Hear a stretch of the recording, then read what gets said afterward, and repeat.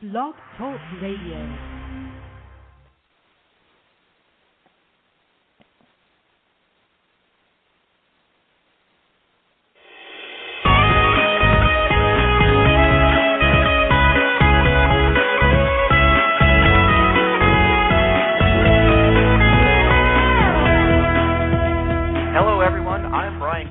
And you're listening to Call Talk for Wednesday, September 29th, 2010. Thanks for joining us, and a special shout-out goes to Travelers Insurance in New York for joining us today. Our topic is employee incentives. During the call, we invite you to ask questions via email at calltalk@benchmarkportal.com, or you can chat with us at calltalk.tv, or, of course, call in and ask the host the questions and interact with the show if you like. That number is 347-857-3117. Just make sure you press number 1 on your phone so I'll know you have a question. And everyone who asks a question today, whether email or phone, on the show will receive a free copy of Bruce's book, Benchmarking at Its Best. And one person will be chosen at random to win an in-depth reality benchmarking report valued at $1,500. And now I'd like to introduce the host of Call Talk, Bruce Belfiore. Thank you very much, Brian, and welcome back to Call Talk, everyone. Today's topic is employee incentives, and to discuss this, I'm delighted to welcome my guest, Dr. Brooks Mitchell. Dr. Mitchell is a professor of management at the University of Wyoming and the founder of 2 highly successful Wyoming-based software companies. When he founded his first company, Aspen Tree Software, he originated the computerized employment interview and was a pioneer in the Internet job application process. After years of researching human behavior and employee motivation, Dr. Brooks Mitchell founded Snowfly in 1999, understanding that organizations should capitalize on the direct link that exists between behavior modification and consistent positive reinforcement. He now devotes his full-time efforts to Snowfly, his students, and his classes at the University of Wyoming. And he has volunteered to help me with our teenage son. Right, Brooks? Sure, send him up here. Okay. We'll put him on a horse. Next week. Great. Sounds good. He has been featured on over 75 national publications, including Forbes, Wall Street Journal, Fortune, New York Times, and USA Today. He's a frequent guest on talk shows, including recent appearances on CNBC and the Executive Forum. And he has written a book called Games, Work, and Human Motivation, which is a true tour de force. Pardon my French, Brooks. But anyway, a very fascinating guy and a lot of fun. I think you're going to enjoy this. So thank you very much for being with us, Dr. Mitchell. Well, thank you. Okay, Dr. Mitchell, you said in your book that 1/3 of all incentive programs actually decrease performance. As I said that, I could kind of feel a shot of pain going through our audience, like a root canal. How do you explain that? Well, isn't that called unintended consequences? You know, the good news is 1/3 work, 1/3 have no effect, and 1/3 will decrease performance. So how does that happen? Well, you know, maybe you give out the wrong reward. You know, for any type of human motivation to work, people have to strive to achieve something they want. Let me give you an example of that. Suppose you put an incentive program in and you get this catalog from a vendor of all kinds of prizes that people can win for meeting their goals. And let's say that there's a $200 prize for anybody who meets their goals within 6 months or something. Mm-hmm. So our man Joe goes in and can't find anything he wants for $200, but he does see a set of steak knives.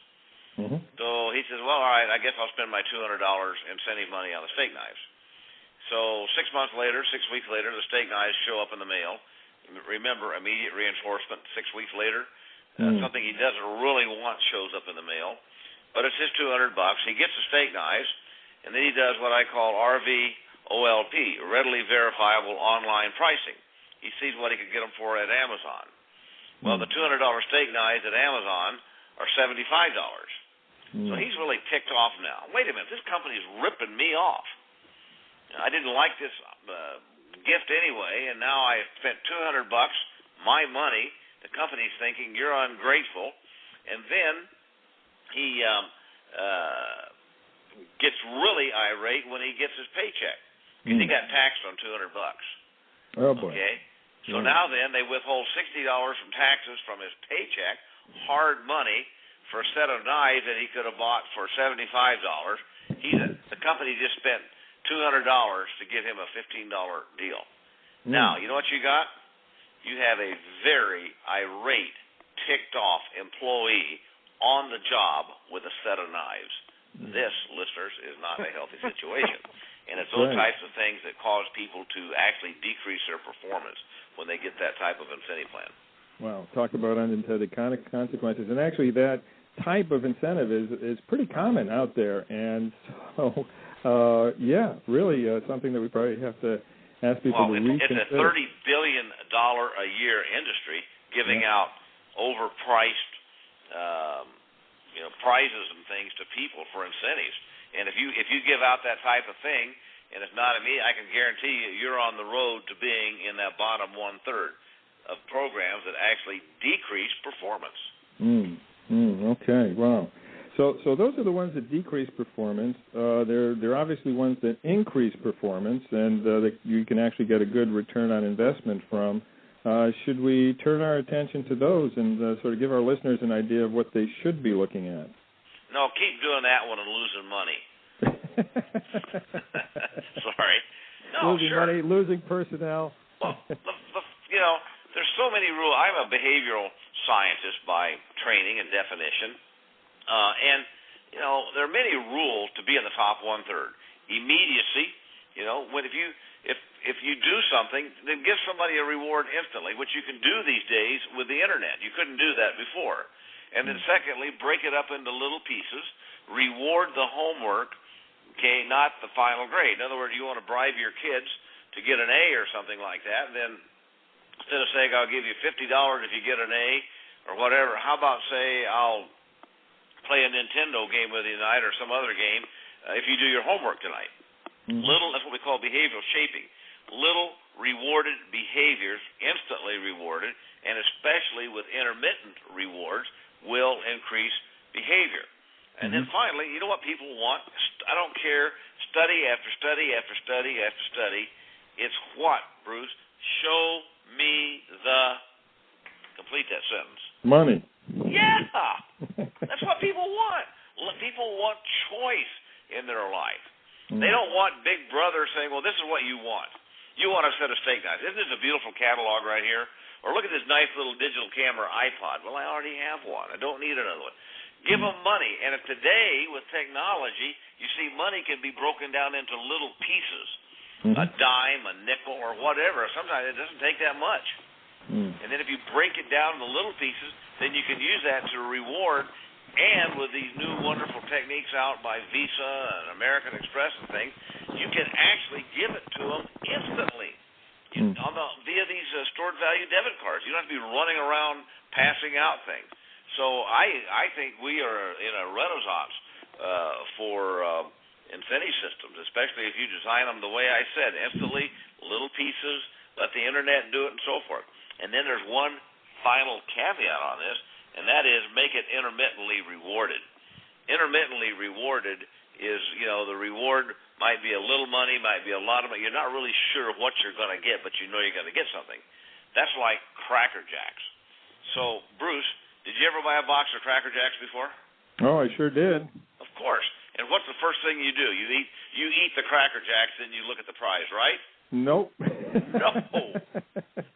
I remember going to the old Yankee Stadium and looking for the prize first. Exactly. Yep. Exactly. And why not incorporate that same type of mechanism into your incentive reward system? And in fact, as my book says, games and human motivation. Yeah. Okay, so best practices, very clear in terms of what your research and what your opinion is here. Money instead of merchandise, because that's part of the debate, across the country and across call centers. No, it's not a debate, Bruce. It's the truth. It's a debate because it's a $30 billion a year industry convincing people that you should be giving merchandise away. Okay. So there's no debate there. The people who are giving merchandise away want you to think there's a debate there. Read the research, which is, I'm a professor. I read that stuff, and read any of it and see what you come up with. And that research goes right back to the agents, and they're the ones you're trying to motivate, right? Exactly. Yeah. Okay. And well, let's say that you do design a best practices system, okay, which has your continuous rewards, your intermittent rewards, their money-based rewards. What kind of return on investment can a typical company expect for that incentive program? Because, you do have to lay out money. It takes effort. You have to design it, all that kind of stuff. What kind of ROI can people expect from that? The research, the meta-analysis performed by Dr. Richard Clark at the University of Southern California came out with his monumental study of all other studies about 2 years ago. Guess what? 22% increase. And you know what? If you set it up right, you'll see that increase in about 2 or 3 days. Okay? Wow. It doesn't take long to get it. People get it. Okay, I got it. If I do this, then I'm going to get this as an incentive. And especially if I can get it right now, I could go by Wendy's tonight and get a hamburger. Or I could go down to the lunchroom right now and get a grande latte or whatever with coconut milk in it. I mean, that's what motivates people. And then, of course, people say, well, why weren't they doing that anyway?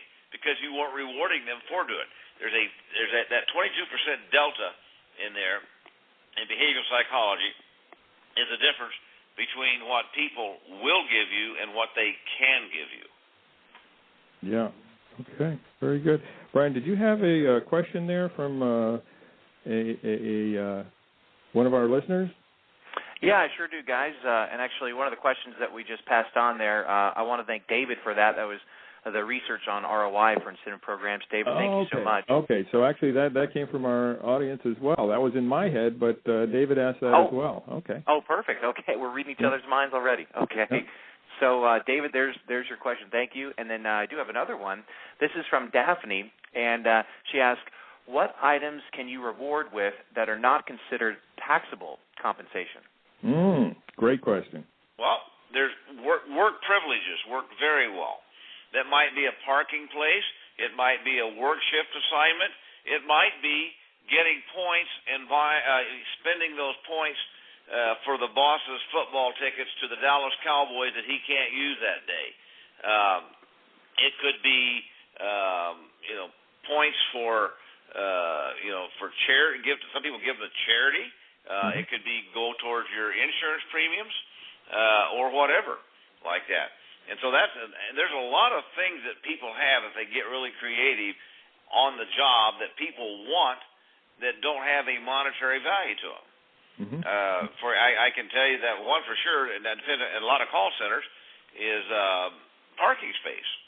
Well, you get this parking place out here, you can, as soon as you earn 1,000 points or whatever, you can trade those in for that parking place for a week or for a day or whatever like that. So non-tangibles are a great way to do things. You can give people time off with pay or whatever. That's all good. Or the ability to leave early. One of our users of our game-based system allows people 15 minutes a day to make cell phone calls.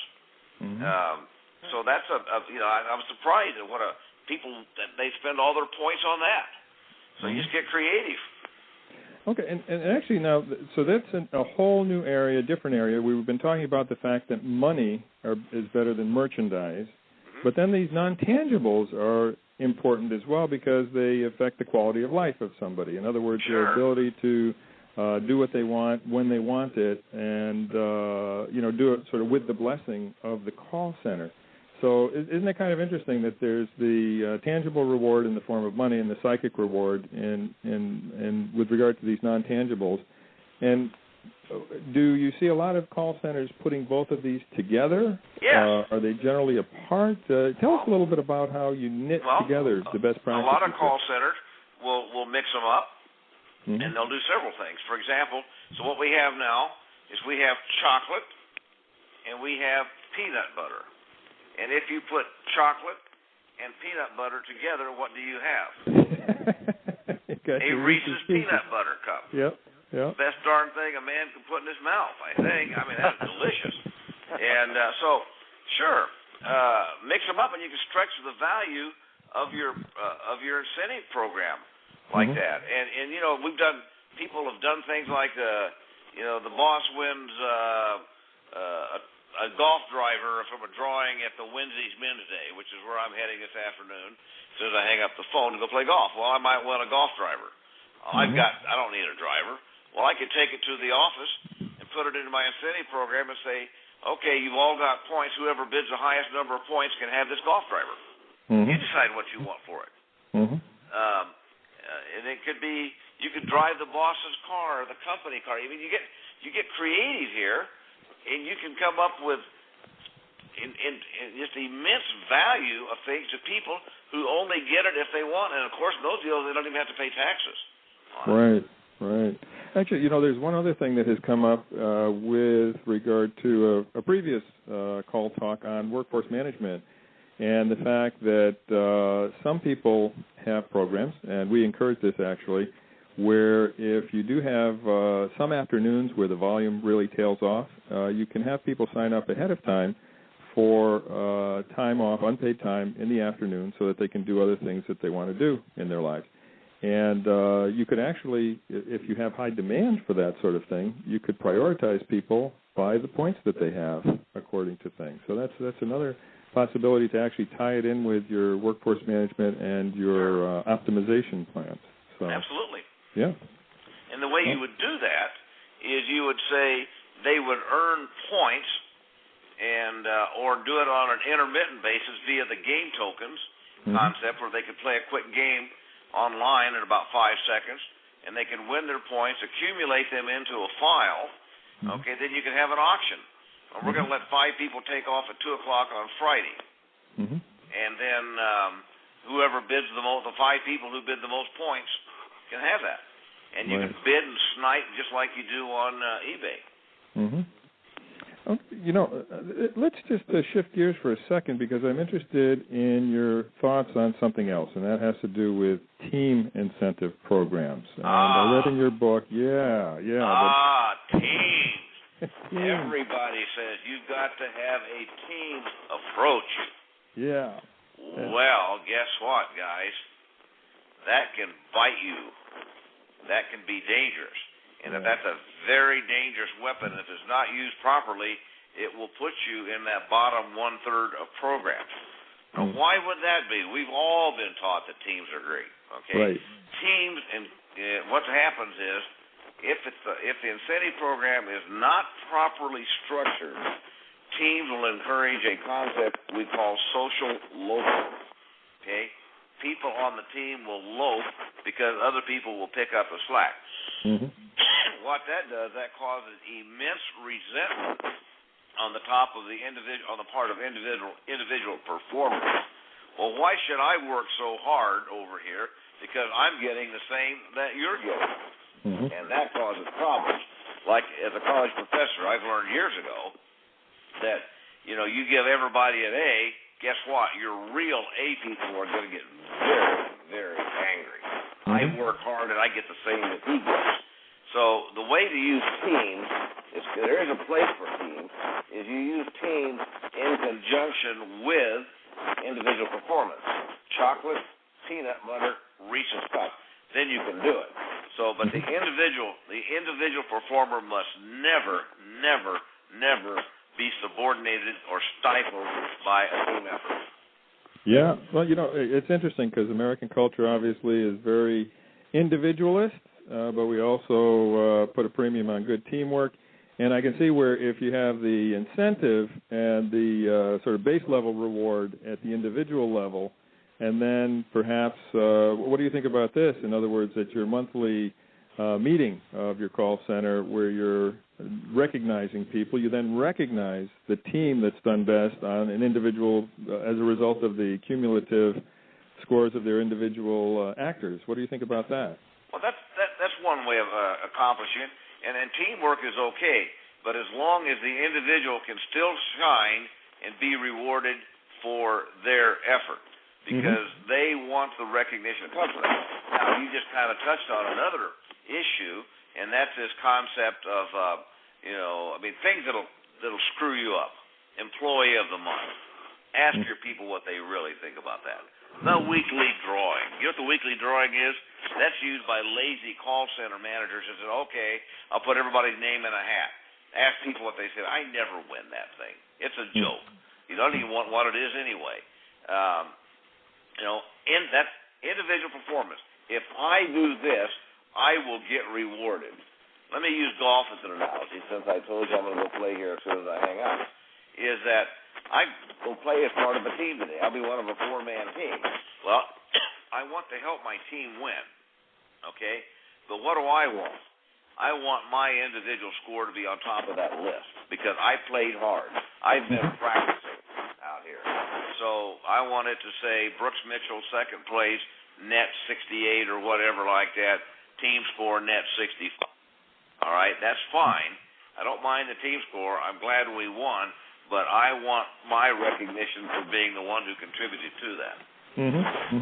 Yeah, and what you bring up really is the fact that this process, the process of properly incentivizing and rewarding your employees in the call center, is just like any other process in the call center, and that it deserves attention, it deserves some research, it deserves reading your book and reading other things, and it's in order to put together something that is going to be consistent with your culture, but also is going to really motivate your people. Let me just ask you, where there are situations that the culture seems to go against the ideal reward system, and that may be because the culture comes from above, and the rewards are going to below. How do you as a manager sort of try to intermediate that and move the organization toward the best motivation situation? Yeah, well, number one, I want to point out something. Do you have any idea what good academic research says? What percentage of pay you have to use to motivate somebody? Tell us. 2 to 3%. Okay. You can get 2 to 3%. You can get a 22% average increase in your performance.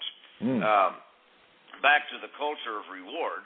I mean, I don't know any person, any human being that is adverse to being rewarded for performance. Especially, by the way, these young gamers that are coming into the workforce. Those guys are getting used to being reinforced 60 times a second, almost. So it turns out if the reinforcement work for pay, and there's a lot of research on that by Dr. John Beck in Arizona on how gamers actually make better performers if they get rewarded instantly. So we find, especially when we're using game rewards as a reward. But everybody responds to a well-structured reward system, and if you're having a hard time getting a manager to understand that, here's what I would say to a manager.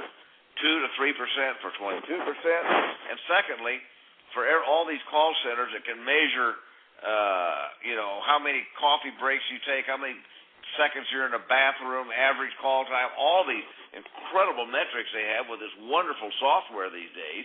They have all of that. Ask them this question.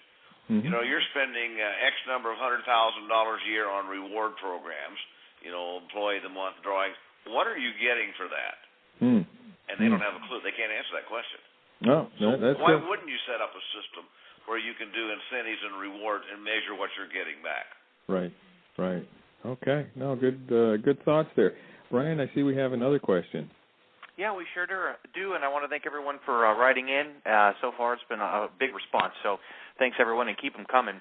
This one is from Luann M. Lamonte, and says, I am seeing that non-monetary rewards are taking over any money-related incentives. What are the best non-monetary incentives you've seen?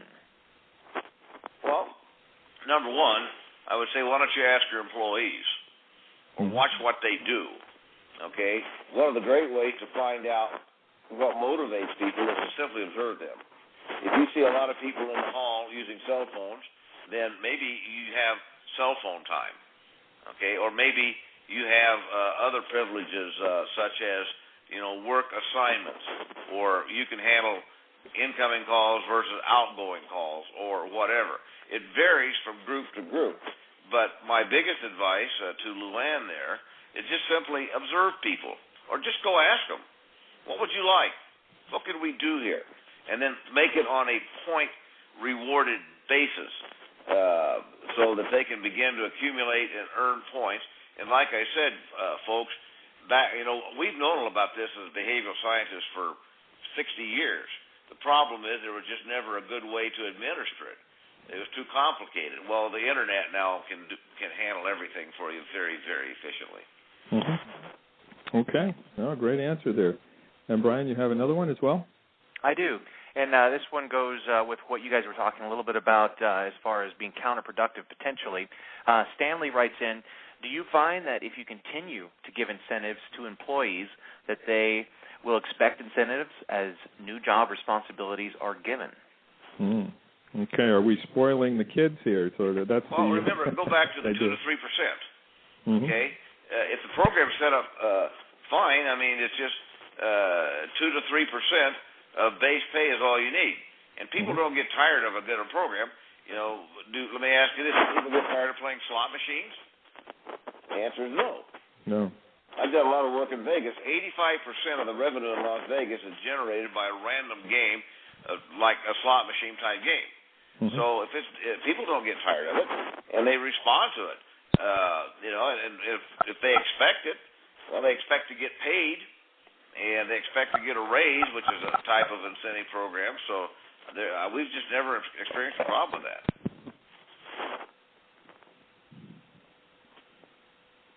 Interesting.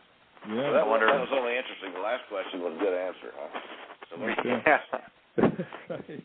Well, in fact, I was in Las Vegas last week and sort of checking into the hotel, looking at this beautiful scene in the back of the desk of Tuscany, and then turned around and it was more like, Sodom and Gomorrah with all of the machines and everything else. But you're right. I think that the thrill that comes with the immediate, the rush of gambling or gaming, just gaming. It doesn't have to be gambling. It has to be with the enjoyment of doing that. You go to Vegas, look at the penny slot machines. They can't be doing it for the money. Right. Okay? Right. And secondly, I did an experiment with my students a few years ago. I gave some guys bags of nickels, and they went to a hotel in downtown Denver with a little video camera, and they dropped a nickel on the lobby floor. It was about 240 people passed it for every person to stop and pick up a nickel. It had no value. Then they took a nickel to a hotel in Black Hawk, Colorado, where there's gambling. Okay? And the ratio dropped to about 40 to 1 in the lobby of a hotel there. And then they took it and dropped it right next to the nickel slot machine. And guess what happened? Almost 2 to 1. We think the people who didn't pick it up didn't see it. Almost everybody picked that nickel up. 2 to 1 to 240 to 1. Which meant what? A nickel in front of a nickel slot machine has a significantly higher value than a nickel in a hotel lobby where there is no gambling. So, and every single person who picked that nickel up did what?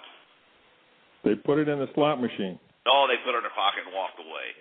Of course they put it in the slot machine. Why not do the same thing on the job? Yeah. And in terms of the amount of time on the job that you're doing, they have to devote to this, it's quite limited, you were saying. 10 minutes a week. Because, you don't get to play a game unless you met your performance standard. Right. Okay, so for example, using call center, let's use collection.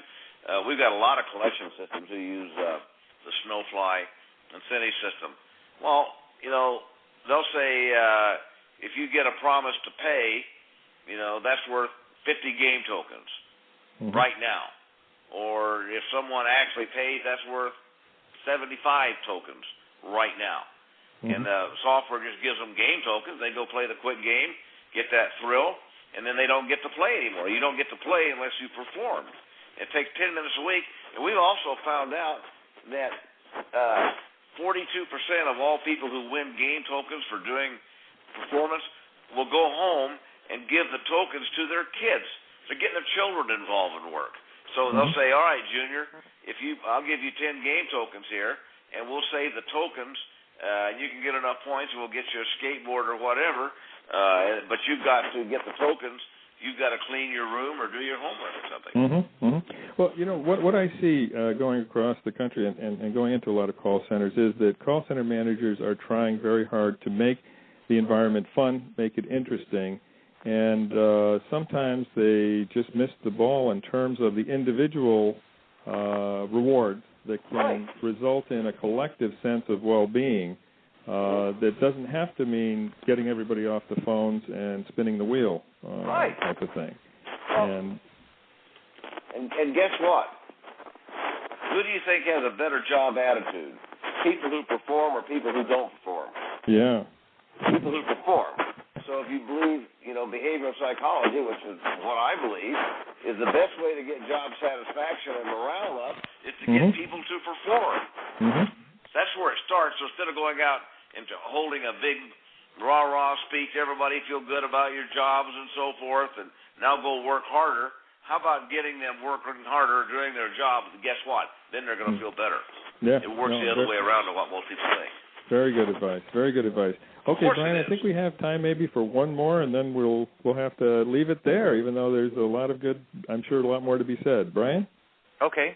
Yeah, this one comes from Roberto, and it says, what is the best method for delivering news of the award, and i.e. public versus private recognition? And quickly, just because it came in, I'm going to slide Kevin in. Can you give a real way to track ROI of game incentives? There you go, guys. Okay. Well, the best way to attract attention is somebody wins the jackpot or something, just have it show up on the computer screen. People are very curious. Congratulations, Roberto, you just won a 5,000-point jackpot. Your face comes up on the screen. A lot of people do that. Now, I didn't understand the second question. What was that? It was, can you give a real way to track ROI of game incentives? Oh, of course. I mean, one of our clients, Hyatt Hotel Reservations, if a person upgrades a hotel room from, one level to another level, they get an instant game token reward. You know how much the token's average yield on value, so you can very clearly track that. And you just say that upgrade was worth $50 a night to us on a 3-night stay. That's $150. Let's give the employee 2%, $3. 30 game tokens are going to average a dime each. There's your ROI. It's real simple. As long as you can track it very carefully, which the computer can do, you can measure ROI. 22%. Okay. Love it. Great stuff. Wonderful insights, Dr. Mitchell. And now I'm afraid we're going to have to leave it there. And over to Brian. All right. Well, want to thank you, Bruce and Dr. Brooks Mitchell, once again. It was a really good show. There's still more questions coming in I wish we had time to get to. But I want to remind everyone to join us October 13th for our next Call Talk, and that is on outbound calls, challenges and solutions for both blended and dedicated centers with author and industry expert Alex Demajak. So if you were one of the folks that we used your question today, make sure you email us at calltalk@benchmarkportal.com so we can send you Bruce's book, Benchmarking at its Best. Don't forget to sign up for our free reality check, Benchmark Report, to see how your call center compares to others in the industry. Our in-depth reality check, Benchmark Report, takes a much deeper dive into call center metrics and is free today for the winner. Congratulations to Daphne. Make sure you email me, Daphne, so I can get you set up for that. I'm Brian Carrington. This is another edition of Call Talk. Everyone go out there and have a great day.